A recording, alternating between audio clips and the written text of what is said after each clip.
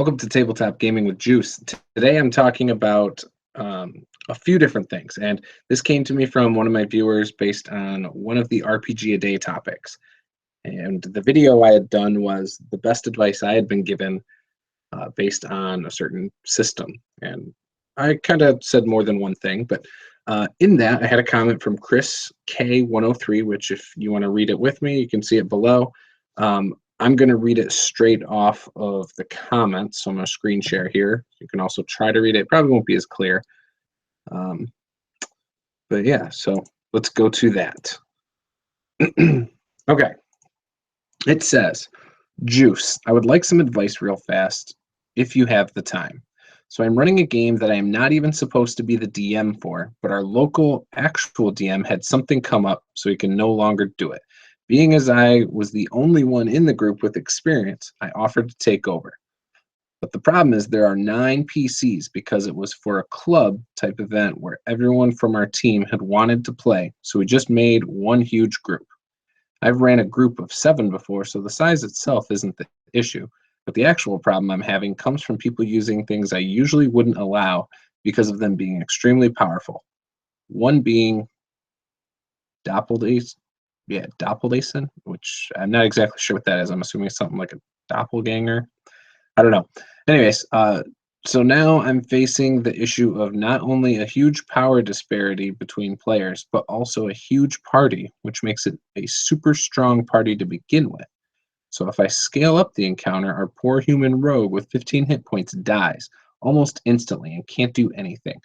Or if I scale them down a bit for the weaker members, then the party is so large that the threat is dealt with like 3 people sitting there screwing around, half of the time acting anti-party. And the ones that do always target the same person, usually due to some in real life issues. But as soon as I became the GM, I made it very clear that if that keeps up, there will be repercussions because I was approached by the player who was upset over being KOed by his own party so frequently. I considered Gesalt classes for the weaker members, but I've never tried that, and I don't know what to expect. I don't want to just tell the players that are stronger they have to remake characters to be somewhat similar to the rest of the party, because they have been playing with them. But this issue has been present the whole campaign, even before I took over, and I'm looking into ways to counteract this disparity while still being fair to everyone. I've considered also just saying, everyone make new characters and we will run a campaign of my own design. But if I'm not entirely sure how everyone will react to that suggestion. Is there any wisdom suggestions you can give me to help solve this issue? If anyone in the comments sees this and has an idea, please reply as well. I'm open to any suggestions to help resolve this issue because I'm close friends with everyone in this group and I don't want to be the dick into the fun for some people by making them remake stuff. Thank you in advance and love the content, man. Next, I got so into explaining the situation I didn't realize how long I had made it. First of all, that's okay. No, I'm not worried about how long it is, actually. The reason I'm doing a video on this is because I think there were a lot of things you touched on that some of my viewers might be able to weigh on it a little better if they see that I did a video on it. So if you're watching this and you have some input on that, feel free to comment below. It'll be a great place for 3 to read up on it. So it sounds like a few things are going on here. And it actually sounds like you already know what you want to do. First of all, you're running, it sounds like another DM's campaign, and he's not there anymore. I don't know if he's planning on coming back or not. If he's planning on coming back, maybe you do your own thing. And then when he comes back, you guys pick up where you left off. My thoughts on that. If he's not planning on coming back, it's fair to finish this campaign out because it was actually a fairly decent campaign, then maybe you finish it out, but try to wrap it up quicker rather than later. That's some little bit right there based off of that. Now, being a game club, I understand how hard it can be to run games for public groups of people. I've done it. I've ran encounters for the Adventurers League back when I lived in Grand Rapids, and it wasn't easy pleasing everyone. impossible to please everybody in a public forum that way. You get, excuse me. Ooh, let me get a drink. You get people that are into different aspects. You get some people that are into power gaming. You get into some people who don't want powerful characters. They want weak characters. You know, so you get the power gaps. You get all sorts of different things. And there's no telling what kind of mix you're going to get usually. Being that you're friends with them, it might help a little bit with that. But yeah. 9 PCs. I know you said that's not an issue. You've ran for 7 before. 9 PCs is a lot. You're gonna have people twiddling their thumbs at the table, unless you don't have a lot of combat. Interaction and role play. Interaction. It'll be better. Obviously, you're always role playing at the table, not just when you're not in combat. But you're role playing combat. You're always playing a role. But just more on the social interactions, it might be better than if you throw a lot of combat at them. And also, I think that might fix your power gap between players, to do a little bit more social investigations. Not sure if that's a strong point of yours or not. For me, I do struggle with that at times. I rely heavily on having strong players that can make up for that. The power level gap is really large, you said, and it's not balanced. For me, I come from a system where that's not very important. I come from Palladium books where you had dudes in mech suits and you had normal people that had no real combat abilities. And you could have multiple people in various power levels in the party. The way to balance it, if you are looking for like balance, is you could do a lot of different things. If you know your player's tactics, you can plan around that. You can plan encounters, you know, chop down some of the big guys or have them engaging with your big bad guys. And then you can have little bad guys attack others. For example, say you have,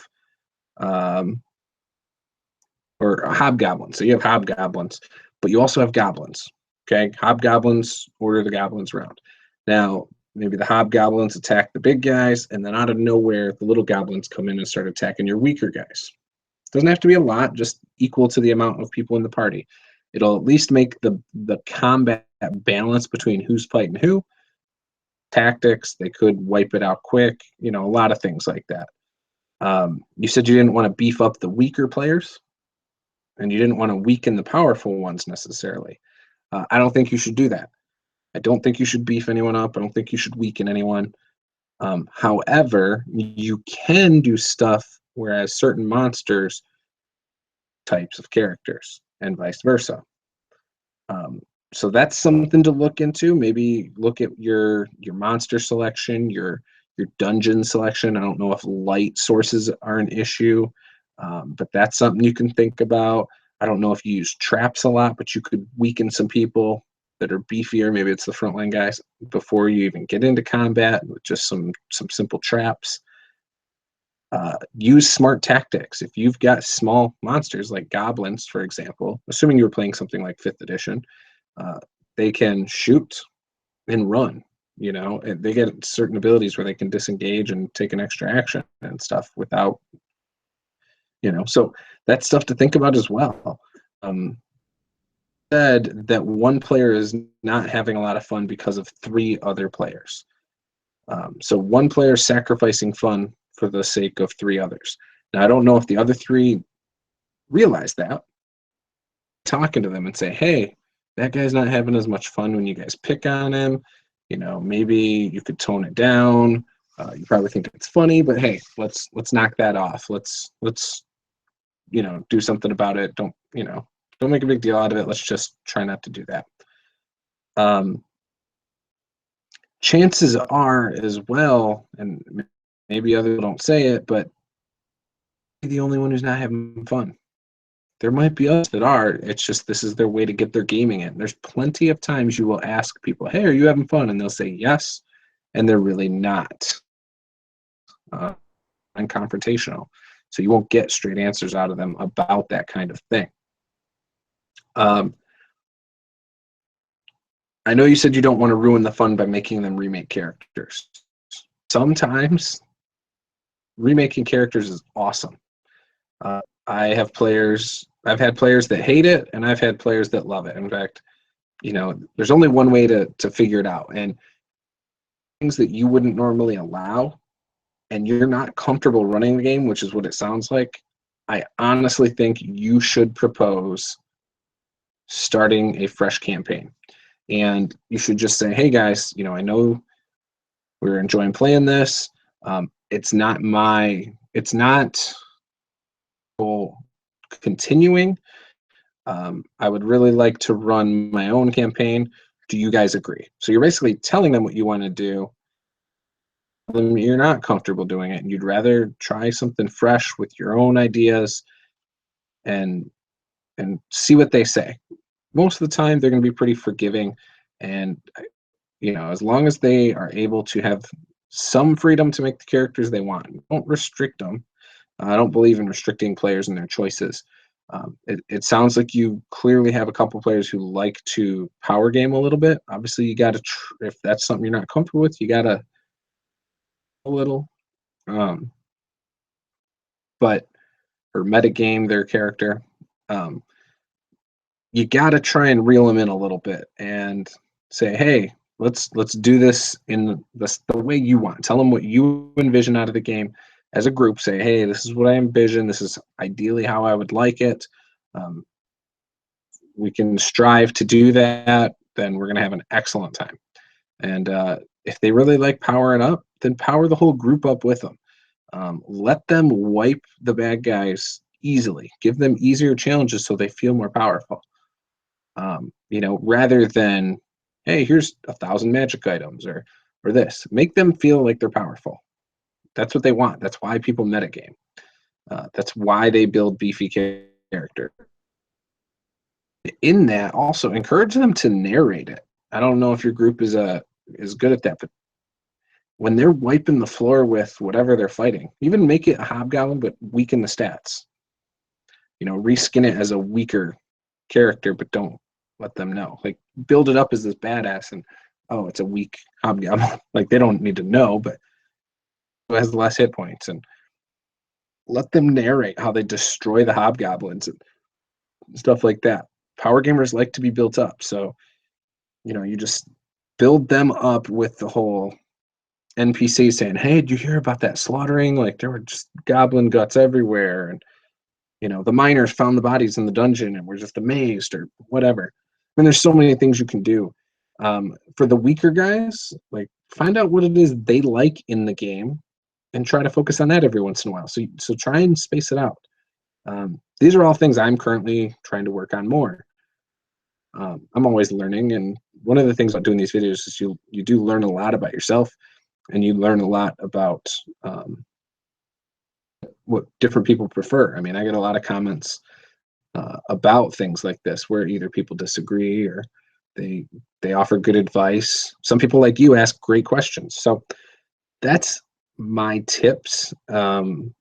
I hope I was able to help. Like I said, it sounds like you made up your mind in the beginning anyway. You already knew you kind of wanted to start a new one. And honestly, I think you should go that way as well. Even if it didn't come across that way in your message, I think I would still say that. It doesn't seem like you're as comfortable running for the group the way it's configured. So I think you should just convince them all to make brand new characters. So yeah, that's really about it. The other thing is you can give them some really big baddies to fight, and rather than have the big baddies attack the rogue, have them just attack the big guys first. I know you'd be metagaming a little bit, but I think you would be providing a better time for your players if you did that. And really, I think if you can find a way to wrap up that campaign in 2 sessions and have it make sense, or at least have some decent closure, do that and then start something new. But if there's no other option, I'd say start new, start fresh. So that's it. I hope you guys enjoyed this, and please give Chris your advice in the comments below. Thanks.